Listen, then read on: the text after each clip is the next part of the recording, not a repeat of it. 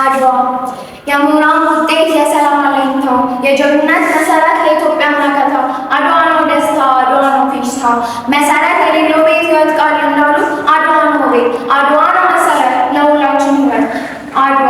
ሰላም ተመልካቾቻችን እንደምን አላችሁ? ፍቅሬን ከሰላም ጋር ሰፍቶ ላገናኘን ይኸው አምላካችን ፈጣሪ ይመስገን እያለን ዛሬ የበገሬ ባዮች መገለጫ የነፃነት አርማ መዘከሪያ የሆኑ አጭር ታሪክ ላቀርብላችሁ ጊዜ የተገኘሁት እኔ ቤዚያ ነኝ። እስከ ፕሮግራሙ ፍጻሜ ድረስ አብራችሁን እንድትቆዩ እጋብዛለሁ። አድዋ ሁላችንም ልጆች እንደምናውቀው ለኢትዮጵያ ብቻ ሳይሆን ለአፍሪካ ሕዝቦች የነፃነት አዋጅ የታወጀበት ቀን ነው። ይህ ቀን የካቲት 23 በ1888 ዓ.ም ሲሆን በዚህ ቀን አባቶቻችን ለሀገር ፍቅር በሚሰጥ ስሜት መሰረት አድርገው አጥንታቸውንና ደማቸውን የሰዉበት ቀን ነው። በዚህም ምክንያት እኛ የኢትዮጵያ ልጆች ኩራት ሊሰማን ይገባል።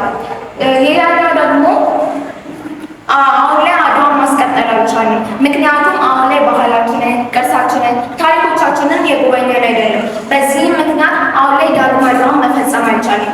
ነገር ግን ልጆች እኔና እናንተ ወደፊት ያንን ዳግም አድዋን መቀጠል እንችላለን። ግዴታ አድዋ ማለት እዛ ቦታ ላይ ደርሶ በጦርነት መዋጋት ወይም ጦርነት መፈጸም ማለት አይደለም። አድዋ ማለት በቀላሉ ታሪካችንን፣ ባህላችንን፣ ቅርሶቻችንን መጎብኘት ማወቅ ማለት ነው። እኛ ልጆች ሶስት ቀላል መንገዶችን በመጠቀም ይህንን አድዋ ዳግም መፈጸም እንችላለን። የመጀመሪያው መንገድ እኛ ተማሪዎች ባህላችንን፣ ቅርሳችንን፣ ታሪኮቻችንን መጠየቅና ማወቅ።